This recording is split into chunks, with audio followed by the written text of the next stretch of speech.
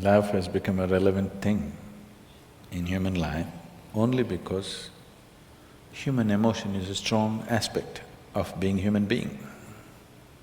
In human life, emotion is a very powerful thing. Even in this day and age, though people think they're very intellectual, even today, their emotions are the strongest aspect. Yes or no? It's the most intense aspect of their life. They claim they're intellectual, but their intellect is never so intense, but their emotions are intense. Maybe not love, maybe not compassion, but maybe anger, maybe irritation. These are all emotions.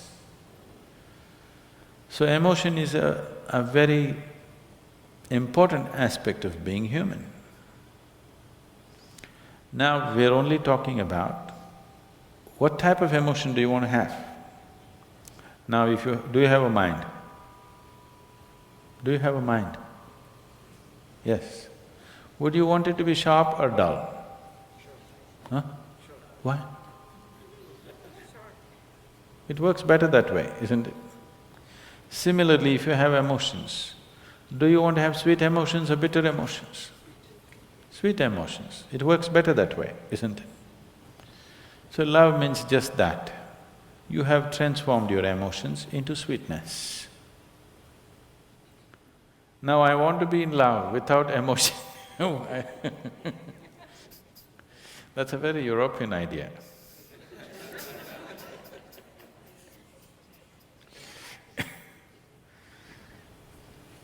Love is an emotion. It is the sweetness of your emotion which we are referring to as love. If the same emotion becomes bitter, we call it hate. Usually it is the people whom you love that you hate, isn't it? Some time ago you loved them, now you hate them. You don't hate that man who's just walking on the street, isn't it? Some love should have happened and now the coin fell another way and now it's become hate. Yes? So it's just the same coin. If it falls this way, it becomes love, if it falls that way, it becomes hatred. Don't think they're too far away. They're pretty close. One little thing goes wrong, love becomes hate, isn't it? So, how to be in love without emotion? Love is an emotion. Now the choice is only, do you want your emotions to be sweet, pleasant or unpleasant emotions? That's your choice. It's an obvious choice, isn't it? But most people are keeping their emotions bitter most of the time. Bitterness need not necessarily mean they're in active hatred. They're in irritation, they're in agitation. They're in some kind of… fear is also an emotion, anxiety is an emotion. It is in some level of unpleasantness. If you make your emotions very pleasant, then life will be very pleasant. Even today, most people experience as a moment of love as the most profound experience of their life. It is not. But they experience it that way because that is the most intense thing they have touched. That is the deepest dimension of life they have touched is a moment of love. So they raise it to heaven. People are transporting it to heaven. People are talking about divine love. You do not know whether God loves or not. Human beings are capable of love if they're willing. Dog is capable of love. When human beings fail you, you get yourself a dog. If you get a dog, 12-year guaranteed love affair. Yes? Do not underestimate this. You get yourself a dog, every day you come home, what a welcome you get, huh? Your wife, she's no good. One day she's one way, your children, they're not interested whether you come home or go. But your dog, every day, what an excited welcome he gives you. Nobody's capable of this, isn't it?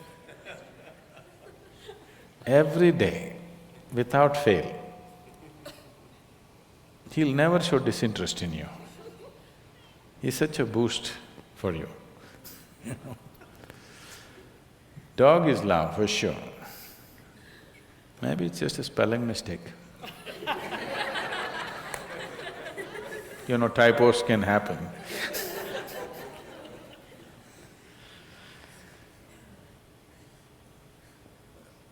Now, if you made yourself in such a way, nobody around you can love you, then the only succor you have is somebody must love you long distance from there. It's an unfortunate way to live. God loves you, it's the most unfortunate way to live. That means you made yourself in such a way nobody can even look at you. If people around you cannot help loving you, that's a nice way to be, isn't it? You may not be great, maybe at least you're cute. Yes? So, in yoga, we don't look at anything as love, hate, happiness, misery, we don't look at it that way. We just look at it this way. Do you want to be pleasant or unpleasant? If you become pleasant in your body, we call it health. If you become very pleasant, we call it pleasure.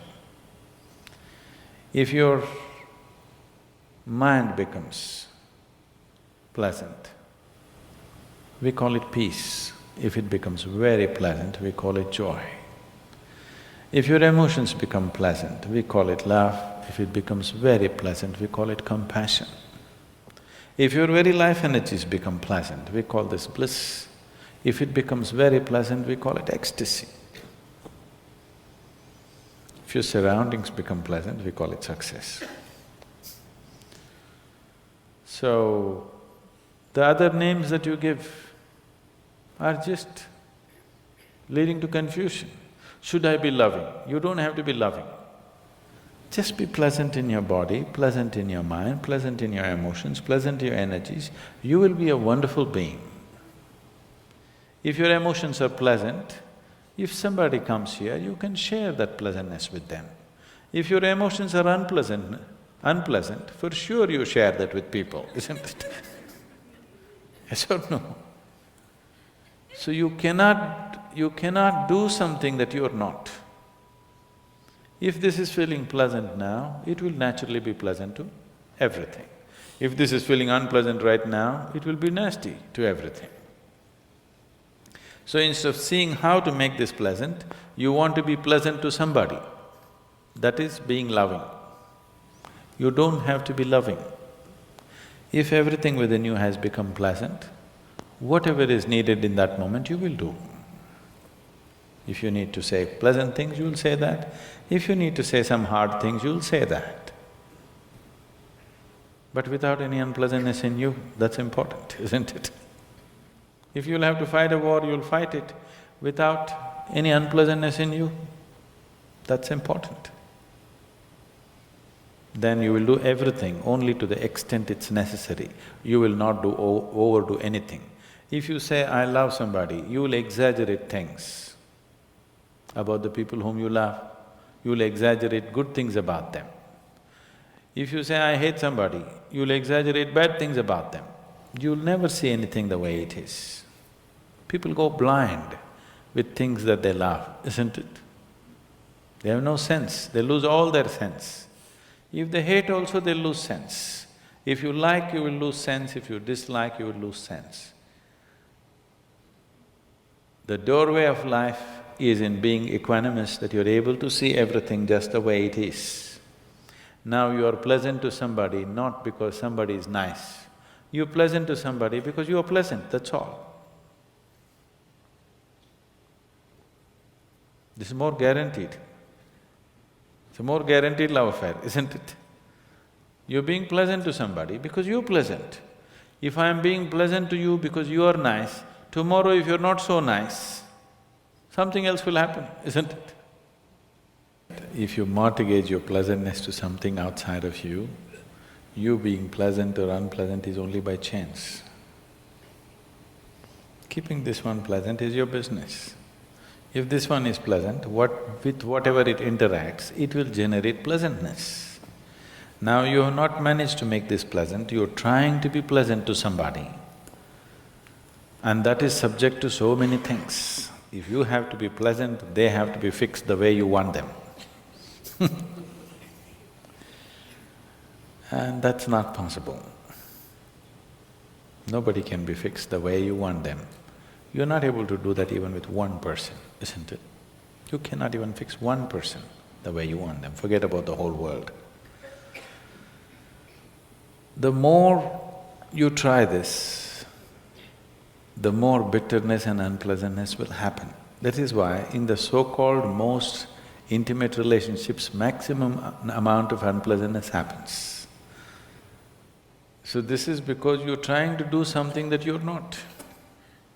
You're trying to be loving when you're not pleasant. When you're feeling bitter, you try to be loving and see it'll destroy you, isn't it? Yes or no? You tried all these things, isn't it? It's destructive. When you're feeling pleasant, it is effortless. So, you just have to look at why is it you being pleasant or unpleasant is mortgaged to external situations. If everybody around me is unpleasant, how can I be pleasant? Especially if everybody around you is unpleasant, it's all the more important that you're pleasant, isn't it? Yes or no? If everybody around you is in a mess, is it not all the more important that you're pleasant? If everybody around you is unhealthy, is it not very important that at least you're healthy, even if you want to take care of them? Is there any logic to everybody is unhealthy, so let me also get sick? What is the logic behind this? So if people around you are unpleasant, it becomes even more important that you're pleasant.